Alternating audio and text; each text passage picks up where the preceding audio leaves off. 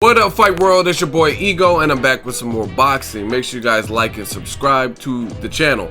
Now, I did a video before yesterday's fights in the morning, 18 hours ago, and the title is Guillermo Rigondeaux, Last Victim Reveals Broken Jaw Aftermath Photos to Public. So check that video on the channel. And in this, I was talking about some common myths and misconceptions when it comes to Guillermo Rigondeaux, who, in my opinion, is the most avoided fighter in boxing. And Carl Frampton versus Leo Santa Cruz, I did a post fight on that. Very fun fight, good fight. Rigondeaux wasted no time, went on his social media, and he called out the winner of that fight. So I want to talk about that in this particular video. And this is what he says. Congratulations to Carl Frampton. I hope now we can settle our difference. I am available to travel to your hometown and do it there, right? Before that, he says, and now the people know the real reason he never fought me, which is absolutely true. And I said that even in my post-fight video referring to Leo Santa Cruz. I am not going to criticize Leo Santa Cruz. The kid have heart, and he did all he could versus a guy that was obviously a better boxer. And then he goes on to say, I would love to fight in Belfast myself, where Carl Frampton, the Irish fighter, is from. Then lastly, he posted this, if only, and it's a picture of two jackals going at it.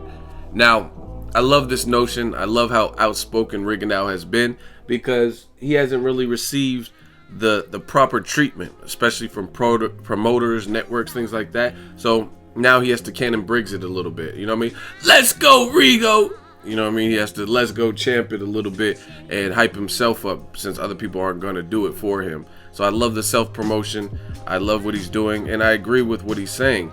Now you know why Leo Santa Cruz did not fight Rigondeaux. And I said that even in my post-fight before all of these tweets. The reason being is this is what Rigondeaux, what he does. He's a master class boxer. Carl Frampton is a very good boxer. I wouldn't necessarily call him a master class, because in those middle rounds, he let Leo Santa Cruz catch up a little bit versus a master class boxer like a Floyd Mayweather, Rigondeaux, Andre Ward. Once they get your number, it's a wrap. Like, watch pretty much all of Mayweather's recent fights that were one-sided, like Guerrero, Canelo, fights like that. Once he gets a read on you and gets that beat on you, then he's just running off with the torch. Right? He's just gonna school you. And as the rounds progress, like watch Canelo versus Mayweather, watch what Mayweather was doing to Canelo in the 11th round. Canelo miffed, he had a missed punch where he miffed and missed really bad and punched the ropes, and then Mayweather just toying with them, looking out like, what was you trying to hit? Like showboating. And that's what happens with a masterclass boxer. So I like Carl Frampton, very good skill set, and I like his movement and what he does, but Rigondeaux is just a cut above. I liken it to Floyd Mayweather versus Juan Manuel Marquez, two guys who don't necessarily fight exactly the same, but the core of what they do, the DNA, the MO of that fighter is pretty much the same. They're both counter punchers, right? That's it. And some people are like, oh, Marquez, he's willing to get hit more. He's willing to get hit more because he doesn't have the defense of Floyd Mayweather. A lot of people try to make it like these fighters are just so noble. If everybody could move fluidly, if Brandon Rios could dodge punches, slip punches like Mayweather or Rigondeaux, or he had that defense, he would use it. I mean, that's just like somebody like Amir Khan having all this speed and he chooses not to use it just cause. The people who lack defense or get hit more than others, it's because that's their style. And that's what they do. They have to do what they do to win, and that's who their DNA makeup, right? But if people always try to make it like Marquez is just so willing to get into firefights, he gets into that because he doesn't. That's his style. You know what I mean? He doesn't have the same technique or style as a Mayweather. So the reason I compare the two is because bottom line is they're both counterpunchers, right? But Mayweather is a cut above. Everything that Marquez does, Mayweather does better. Defense, Mayweather's defense is better. Speed, Mayweather is faster. Frame, Mayweather is bigger, longer reach, things of that sort. Accuracy, precision. So everything that Marquez does as a counterpuncher, this is why I knew that Mayweather would beat Pacquiao, is because Marquez troubled Pacquiao. See, this is what the problem is with boxing. A lot of people compare two styles that have nothing to do with anything. Like, oh, since Pacquiao destroyed Rios and Algieri, he's gonna knock Mayweather out. And they don't fight nothing like Mayweather. Don't fight nothing like Rios or Algieri. You know what I mean? He has way more experience than Algieri. He's a better mover. You know what I mean? He's better counterpunch. You know, everything. So that's the problem in boxing. A lot of people don't know shit about boxing, so they start comparing styles like, oh, but Roy Jones knocked him out, so Kovalev can. Roy Jones and Kovalev fight nothing alike. You know what I mean? So you can't really say that. But when you look at Mayweather and Marquez, that's a more fair comparison because they are both counterpunchers at heart. That's what they do. That's their bread and butter. That's what they're really good at. But it just so happens Mayweather is a more souped up version of a counterpuncher with the variables that I just said. So I really believe the same thing with Rigondeaux. Rigondeaux is the more souped up version of a Carl Frampton. His movement is more flawless and more precise because that's kind of what the Cuban boxing school, what they teach and instill in you, right? He's just naturally rhythmic and his speed is better. He's coming from a southpaw stance. So I would love to see the Carl Frampton fight. One of these dudes got to step up. I mean, I don't know, for years Jackal has been chasing the Jackal Carl Frampton. You know what I mean? They need to fight for that nickname, see who's the real Jackal. And guys are leaving the division. That's how you know. See, this is the difference. There's a lot of fighters that are feared, but when guys leave the division to not fight you, and they would just rather move up, cut their body some slack on the making weight part, and move out of the division, that's how you know you're a real problem. And I could think of several guys that have done that. Aside from avoiding, some people stayed in the division, like Scott Quigg. I don't know if he's moving out of the division, but Nonito Donaire, after at least Donaire fought Rigondeaux, but after Donaire lost and got embarrassed by Rigondeaux, he moved out of the division, and then he started fighting guys like Siempiwe, Vacheka. Then he got knocked out by Nicholas Walters. Then he came back down to the division. But before, he said he could no longer make the weight that Rigondeaux was fighting at. And that's why he was moving up. And then after Walters, he found out Walters was too big and some of the guys are too strong up there. Then he moved back down, right? You look at guys like Abner Mares, left the division. Leo Santa Cruz, left the division. Carl Frampton, left the division. Guys are leaving the division. You look at Gennady Golovkin, yes, he is avoided by some, but even the people that are quote-unquote avoiding him, right? Like the guys like Danny Jacobs, Billy Joe Saunders, Chris Eubank, or whoever you think is avoiding Golovkin, they are not moving up to super middleweight to not have to fight him. They're just, the fights aren't being made for whatever reason.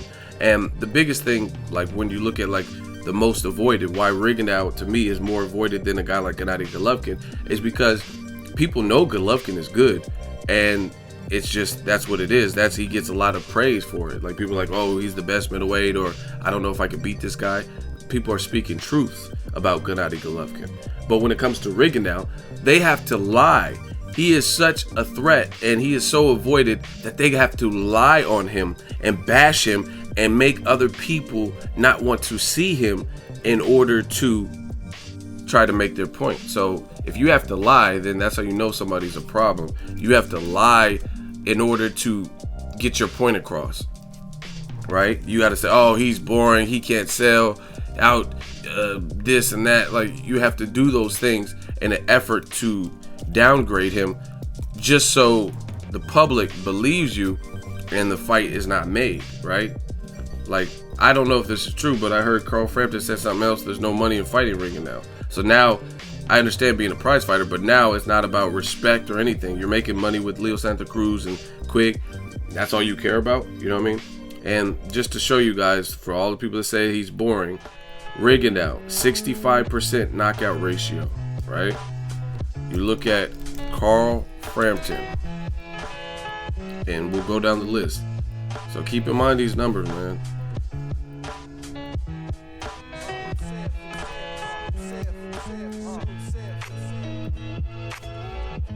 Carl Frampton, 61% knockout ratio, right? And since he just fought Leo Santa Cruz, let me click on him. 53% knockout ratio. So again, with new media, that old shit of just saying things and outlandish comments with no support, with no backing it up, it's dead. You know what I mean? You guys can continue doing it or follow channels or writers that do that, but new media is fucking these boys up, and that's what it is. You can't tell me that Rigondeaux's boring and he has a higher knockout percentage than both of these guys, Leo Santa Cruz and Carl Frampton, right? And if you really know boxing, guys like Guillermo probably would have got knocked out too if he was willing to engage, if he just went for broke, a la James Kirkland versus Canelo. If he just said, oh, you know what, I'm so down in this fight, I got to turn it up. Or even like guys like Victor Postol, if he turned it all the way up, because it got to a point where Postol versus Terrence Crawford needed a knockout to win. That was the only way he was going to win the fight. I covered the fight live. I was like 5-6 rows back.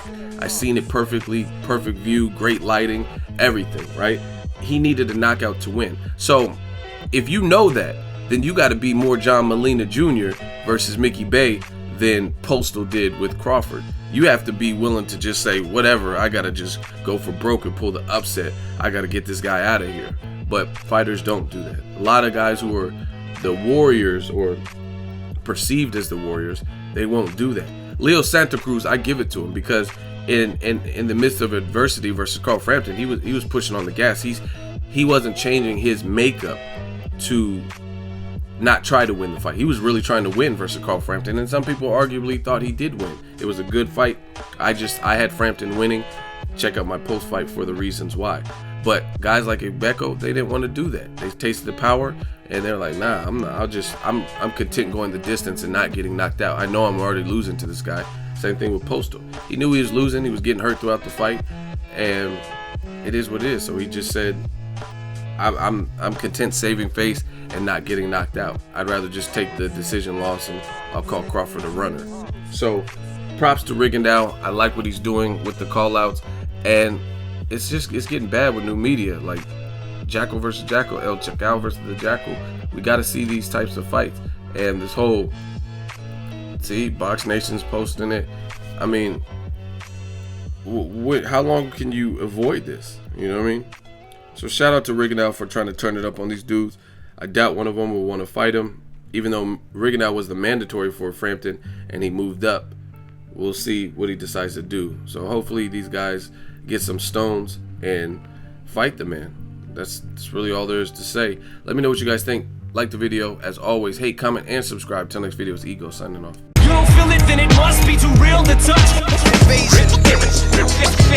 You'll never in your life try to knock the truth. The illest shit ever. Get ready, 'cause this is about to get heavy. Trying to keep me out, trying to censor what I say, 'cause they don't like what I'm talking about. So it's wrong with the media today. Prove I'm lying if I ain't correct.